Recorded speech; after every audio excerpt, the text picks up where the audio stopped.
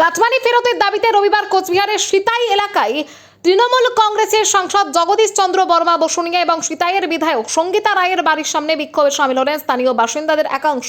বিক্ষোভকারীদের অভিযোগ, বিভিন্ন সরকারি প্রকল্পের সুবিধা পাইয়ে দেওয়ার নাম করে সাধারণ মানুষের কাছ থেকে বিপুল অর্থ আদায় করা হয়েছে। সেই টাকা ফেরতের দাবিতেই এদিন আন্দোলন বলে দাবি তাদের। রবিবার সকালে বিক্ষোভ শুরু হতেই এলাকায় ব্যাপক চাঞ্চল্যের সৃষ্টি হয়। বিক্ষোভকারীরা সাংসদ এবং বিধায়কদের বিরুদ্ধে স্লোগান দেন এবং অভিযোগের নিরপেক্ষ তদন্তের দাবি তোলেন। এদিকে এই ঘটনার পরে সেখানে এতে কোনোভাবেই অপ্রীতিকর যাতে পরিস্থিতি তৈরি না হয় তার জন্য মোতায়েন করা হয় বিশাল পুলিশ বাহিনী। তাদের বক্তব্য, দীর্ঘদিন ধরে সাধারণ মানুষ প্রতারিত হয়েছেন এবং প্রশাসনের উচিত পুরো ঘটনা তদন্ত করে প্রয়োজনীয় ব্যবস্থা গ্রহণ করা। স্থানীয় সূত্রে জানা গিয়েছে, বর্তমানে সাংসদ জগদীশ চন্দ্র বর্মা বসুনিয়া এবং বিধায়ক সঙ্গীতা রায় এলাকায় নেই। বিক্ষোভকারীদের দাবি, ভোটের ফল ঘোষণা হওয়ার পর থেকেই তারা সাধারণ মানুষের সঙ্গে যোগাযোগ এড়িয়ে চলছেন। যদিও এই অভিযোগের বিষয়ে সাংসদ বা বিধায়কের কোনো প্রতিক্রিয়া পাওয়া যায়নি। প্রতিবাদ আজকে এমএলএ এমপির বাড়ির সামনে আমাদের যে 2021-এ আমরা যে এত আমাদের দুর্নীতি, এত মারামারি রাঙারাঙি, আমাদের এত অত্যাচার করা হয়েছে, ঘর ছাড়া বাড়ি ছাড়া আন্দোলন করে বাড়ি ছাড়া করা হয়েছে, আমাদের চাকরি চুরি করা হয়েছে, আমাদের আবার যুবসনাকে চুরি করা, রাস্তাঘাট প্লাস্টিক চুরি, আমরা খুব অসহায় আছি, অসুবিধা ছিলাম। বিক্রি করা করাতে এই চোর সুবিধা কোথায় গেল? চোর সুবিধা এখন আসে না কেন? চোর সুবিধা আপনারা যতজনকে দেখতে পাচ্ছেন তারা প্রত্যেকে সাধারণ মানুষের একটাই ক্ষোভ, এই যে তৃণমূলের স্বৈরাচারী একটা দল, এই দলের যে একটাই রুলস, সেটা হচ্ছে কাটমানি। বিভিন্ন কাজে বিভিন্ন চাকরির প্রলোভন দেখিয়ে মানুষের কাছ থেকে যে টাকা আদায় করেছে, সেই টাকা আদায় আমরা টাকা পুনরুদ্ধার করার জন্য আজকে কাটমানি ফেরত চাই। প্রত্যেকের আন্দোলনে একটাই, এই দুর্নীতির সরকারের এমপি এমএলএ আমরা স্থায়ীভাবে এখানে চাই না। আমরা কাটমানি ফেরত চাই এবং আমাদের তার সাথে বিভিন্ন জায়গায় এরা এমন কিছু উগ্রপন্থী তৈরি করে রেখেছে, যেমন 2 নম্বর অঞ্চলে যদি বলি হরিদাস, তারপরে নরেন, এরকম প্রত্যেকটা জায়গায় এরা এমন কিছু হারমাত টিম রেডি করে রেখেছে যারা মানুষের উপর এদের উপর দিয়ে সাধারণ মানুষ একটা কথা বলার মতো ক্ষমতা নেই। কারণ এরা এতটা অত্যাচার করেছে মানুষের উপর, কথায় কথায় টাকা, একটা সামাজিক যদি সমাধান বিচার করে মানুষের, সেখানেও এরা কাটমানি খায়, টাকা নিয়ে বিচার করে। আমার নাম রানু বর্মন, আমার বাড়ি ধুমের ঘাটা।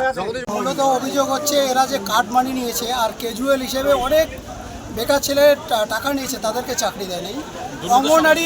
অঙ্গনারীর অনেক কর্মী, অনেক মহিলার কাছে টাকা নিয়েছে, কিন্তু তাদেরকে চাকরি দেয় নাই। মূলত এই চাকরি আর একটা হয়েছে যে কলেজের নামে একটা লটারি করছে, সেখানে অনেক টাকা নিয়েছে, সেই টাকাটা এখনও অবধি ফেরত পায়নি। তাই সাধারণ মানুষ ওদের এগেস্টে জনরোষে পরিণত হয়ে গেছে। তাই যাতে জনরোষকে আমাদের মাননীয় শুভেন্দু অধিকারী এই ব্যাপারটিকে একটু দেখে এবং এর থেকে কঠোর থেকে কঠিনতম যেন শাস্তি পায়, সেই আশায় আমরা মাননীয় শুভেন্দু অধিকারীর কাছে যাব। আমি আজকে এই যে আমাদের বাড়ির সামনে এসেছি, আজকে আমাদের আর্জিগুলো নিয়ে এসেছি। এতদিন থেকে আমাদের উপর যে অন্যায় হয়েছে, যে অবিচার হয়েছে, যেভাবে রাজনৈতিক প্রতিহিংসাতে মিথ্যে মামলা দিয়ে ছেলে মেয়ে নির্বিশেষে মানুষকে ঘর ছাড়া করেছে, বাড়ি ছাড়া করেছে, কেউ বাড়িতে থাকতে পারেনি, মিথ্যে কেস দিয়েছে, তার প্রতিবাদ জানাতে এসেছি। এইরকম আমরা কখনোই এমপি চাই না, এরকম প্রার্থী আর সিতাইয়ের মাটিতে না হোক। এই সিতাইয়ের মাটি বিজেপির ঘাঁটি, এই বাংলার মাটি বিজেপির ঘাঁটি, এই ভারতবর্ষের মাটি বিজেপির ঘাঁটি। যেভাবে সনাতন ধর্ম ও সনাতনীদের খুন করতে চেয়েছে, সঙ্গীতা বসুনিয়া মঞ্চের সামনে দাঁড়িয়ে কি বলেছিল যে বিজেপির উপর নাকি কেমোথেরাপি দিবে, তার মানে কি ক্যান্সারের মতো নাশ করবে বিজেপিকে। আসুন মাননীয়া, আসুন আপনাদের দেখুন, এসে দেখুন, আপনি সাধারণ মানুষের ক্ষোভ দেখুন, কিভাবে সাধারণ মানুষ আপনার বাড়ির সামনে একত্রিত হয়েছে আপনার বিরুদ্ধে প্রতিবাদ করার জন্য। আমি রঞ্জিতা রায়, বাড়ি কি আপনার? আমার বাড়ি নগর বিধারী। আপনি আমার নামে যেভাবে মিথ্যে কেস দিয়েছিলেন মাননীয়া, আজ তাই আমি আপনার বাড়ির সামনে এসেছি। আমার ভাইকে জেলে পাঠিয়েছেন মাননীয়া, আপনার বাড়ির সামনে এসেছি। আপনি খুন করতে চেয়েছিলেন, আপনি আসুন, আপনার মতো এমএলএ আমাদের চাই না। দেখুন কিভাবে আপনার বাড়ির সামনে কি মামলা দিয়েছিল আপনার নামে? আমি নাকি সাম্প্রদায়িক উস্কানিমূলক ভিডিও করেছি এর জন্য, যেখানে আমি ভিকটিম, অথচ আমার উপর মিথ্যে মামলা দিয়েছিল। এইরকম মহিলা, এইরকম এমপি আমরা চাই না। আপনি আসুন, জনরোষের বিক্ষোভ দেখুন, দেখুন কিভাবে আপনার বিরুদ্ধে আমরা স্লোগান দিতে পারি, আপনার বাড়ি ঘেরাও করতে পারি। আপনি আসুন। দেখুন, এটা তো হওয়ারই ছিল, কারণ আমাদের সিতাইয়ের বিধায়ক এবং সাংসদ দুজনেই সাধারণ মানুষের কাছ থেকে এত পরিমাণে কাটমানির থেকে শুরু করে চাকরি দেওয়ার নাম করে থেকে শুরু করে বিভিন্ন রকম ভাবে চাঁদা কালেকশন করেছে। তো আজকে সাধারণ মানুষ বিক্ষোভ দেখাবে, এটাই স্বাভাবিক। আজকে সাধারণ মানুষের টাকায় উনি একটা রাইস মিল খুলেছে, সাধারণ মানুষের টাকায় উনি বিভিন্ন জায়গায় জমি কিনেছে, এটা আমাদেরও শোনা কথা। তবে এর বিচার সাধারণ লোকেই করবে। বিক্ষোভ স্থানে সাধারণ জনগণ অভিযোগ তুলছে যে সাংসদ এবং বিধায়ক জগদীশচন্দ্র বসুনিয়া এবং সঙ্গীতা রায় আইনের মাধ্যমে আইনকে ব্যবহার করে সাধারণ মানুষকে হয়রানি করছে, মামলা মোকদ্দমায় জড়িত করছে এবং তারা নির্যাতিত করছে। এই বিষয়ে কি বলবেন? দেখুন, সাধারণ জনগণকে তো তারা করছে, পাশাপাশি আমাদের যুব কার্যকর্তা যেগুলো আছে বিগত দিন থেকে তারাও হয়রানির শিকার হয়েছে। তো এটা তো সাধারণ জনগণও জানে, আমাদের কার্যকর্তার সকলে ভুক্তভোগী হয়ে গেছে যাকে বলে।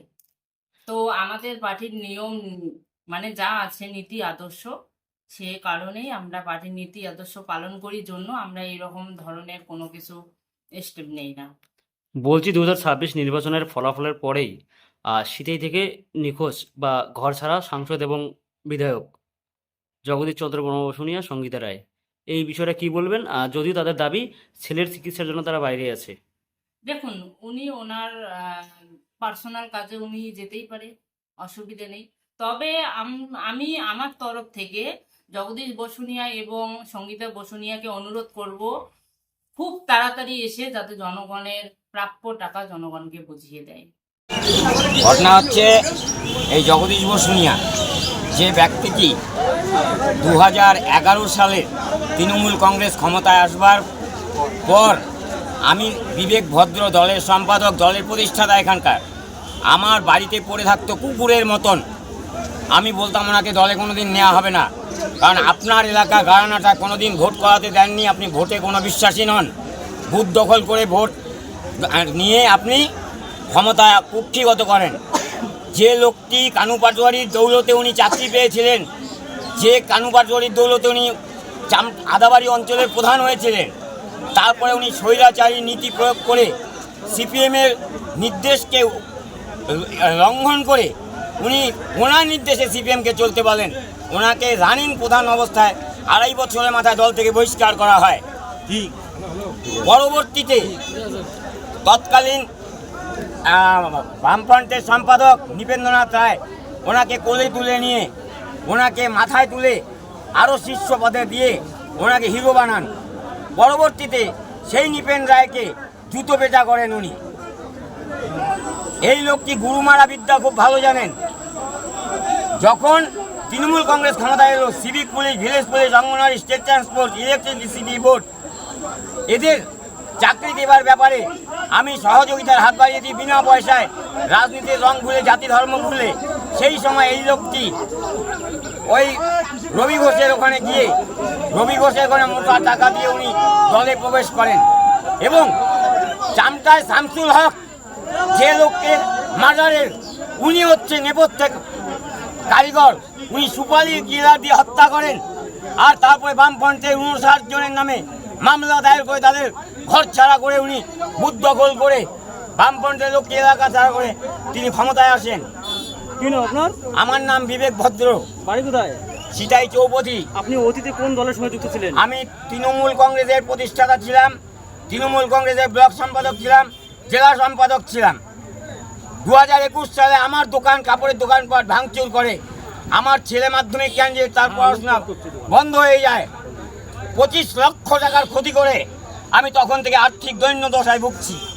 যে লোকটি এত স্বৈরাচারী, সেই দিন 2রা মে 2021 রেজাল্ট বেরোনোর পরে পার্টি অফিস থেকে এই বিশ্ব রায় প্রামাণিক, নরেন রায়, অনিমেষ বসুনিয়া, আরও এদের শ্যামল গাঙ্গুলি থেকে শুরু করে সবাই আমার স্ত্রীকে এবং বাড়িতে থাকবার জন্য বলে। পরের দিন ভোরবেলা আমরা বাড়ি ছাড়া হয়ে যাই। তারপরে সকাল 8টার সময় সিটাই থানা আইসি মারফত জানতে পারি আমার দোকানপাট ভাঙচুর হচ্ছে। তৎকালীন আইসি সৌর্যদীপ্ত ভট্টাচার্যের সহযোগিতায় আমার বাড়িটা রক্ষা হয়, কিন্তু মালপত্র রক্ষা হয়নি। ওই দিনই সুকুমার শীলের দোকানে, বিশাল কাপড়ের দোকান, তার দোকান ভাঙচুর করে এদের হারমাত বাহিনী।